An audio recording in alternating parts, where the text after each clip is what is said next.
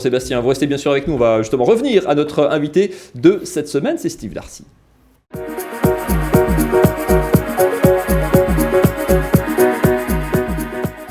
Nous sommes ravis de l'accueillir, c'est un des meilleurs joueurs belges de sa génération, 2 titres sur le circuit pro, 2 finales de Coupe Davis à son actif, et il fait un petit crochet par la France avant de se lancer sur la suite de sa saison.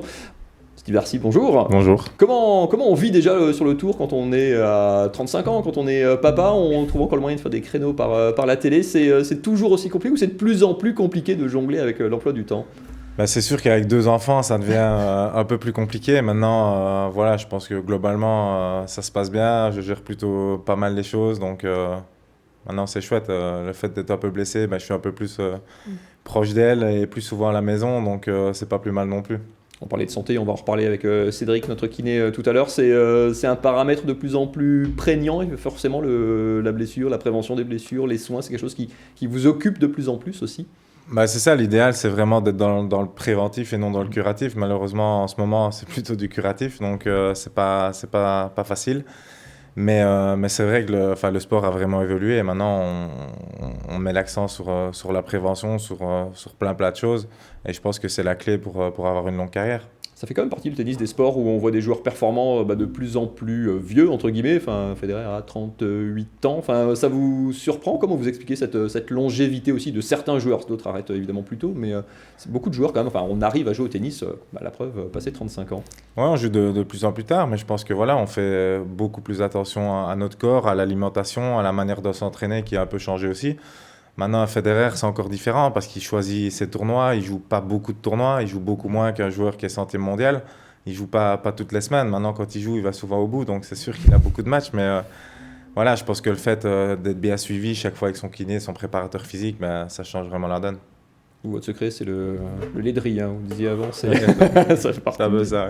Je donnais un peu le palmarès tout à l'heure de votre longue carrière. Quel moment de votre carrière, de quel passage, de quel titre vous êtes le plus fier aujourd'hui ? C'est difficile d'en sortir un du lot. Si je dois sortir un match, je sortirai ma victoire contre Nadal à Wimbledon. Et si je dois sortir un titre, je sortirai le premier à Amersfoort en 2007. On parlait de santé, on parlait à l'instant, on parlait de tennis elbow avec Cédric tout à l'heure, vous étiez souvent blessé au coude. On peut comparer vos blessures ou celles dont vous avez souffert avec des blessures entre guillemets grand public ou c'est souvent très spécifique les choses que vous rencontrez ? Non, c'est un peu comme tout le monde. Tout le monde peut être blessé de la même manière. Maintenant, voilà, tennis elbow, ça me fait sourire parce que c'est exactement ça que j'ai. Donc, voilà, c'est pas spécialement marrant, mais c'est bien tombé. Mais voilà, j'ai une fissure au tendon, donc c'est compliqué à soigner, ça prend du temps. Et le fait que ça revienne une deuxième fois, ça montre qu'il est peut-être temps de passer à autre chose. On reste encore un petit peu sur les cours. Et avec nous, vous êtes l'un des joueurs phares de la marque Artengo. Comment ça s'est fait ? Comment on croise un équipementier ? Comment on se rencontre et comment on reste ensemble ? Moi, je suis resté longtemps avec la même marque et puis j'ai rencontré Karim qui travaille chez Artengo au tournoi de Mons. On a sympathisé, on a commencé à discuter. Moi, c'est ce que je leur ai dit. L'important pour un joueur de tennis, c'est les chaussures et la raquette. Donc, j'aurais jamais changé de marque si j'avais pas été conquis par les deux. Et on a sympathisé, le courant est bien passé. Et c'est ce que je leur disais, dans les marques en général, quand on n'est pas super bien classé, quand on n'est pas dans le top 10, qu'on n'est pas méga connu, on est vraiment un numéro. Donc, on nous donne notre matériel et puis après, on nous laisse un peu tomber, entre guillemets. Et c'est ça qui est complètement différent ici, c'est qu'on a vraiment des dialogues. Je peux parler avec n'importe qui de la marque, avec les ingénieurs, avec tout le monde. On peut donner notre avis et je pense que c'est ça la réussite de la marque. On parlera spécifiquement de raquettes, justement, on en a ramené tout un lot sur le plateau. Cyril, quel rapport justement vous essayez d'entretenir avec vos athlètes ? Steve l'a un petit peu dit, il y a une exigence qui est liée au haut niveau et c'est cette exigence qui nous intéresse parce que ça permet effectivement de mettre entre les mains de professionnels nos produits, de les tester jusqu'au bout et d'améliorer au fur et à mesure, voire de penser aux produits d'après ou à la gamme d'après. On essaie d'être continuellement en amélioration avec les feedbacks qu'on peut recevoir effectivement de Steve, d'Oliver et d'autres joueurs aussi.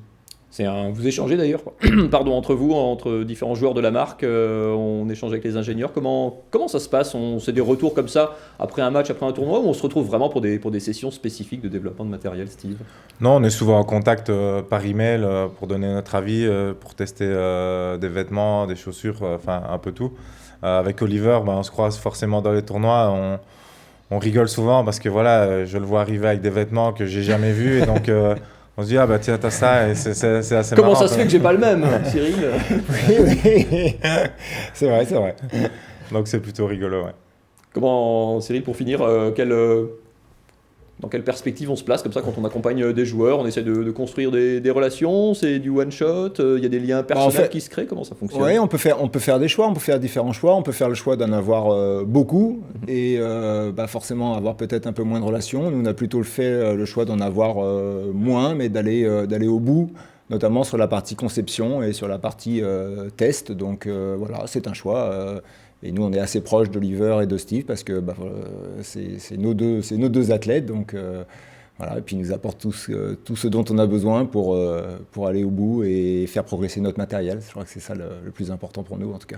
On va en parler, on va rentrer dans les détails des raquettes dans quelques instants. Juste, je profite de vous avoir, Steve. Quel regard vous portez sur le retour de Kim Clijsters, votre compatriote qui annonce pour 2020 son retour sur le circuit à 36 ans. Elle est même un peu plus âgée que vous, après quoi 7 ans, je crois, d'absence. Ouais.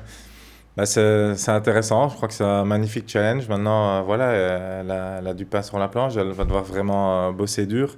Je pense qu'à partir du moment où elle a l'objectif de revenir, elle sait très bien ce qu'il faut faire parce qu'elle l'a déjà fait.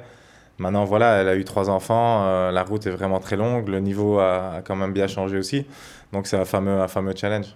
Vous restez avec nous, Steve, on va continuer de parler tennis, on va parler matériel, on va parler santé dans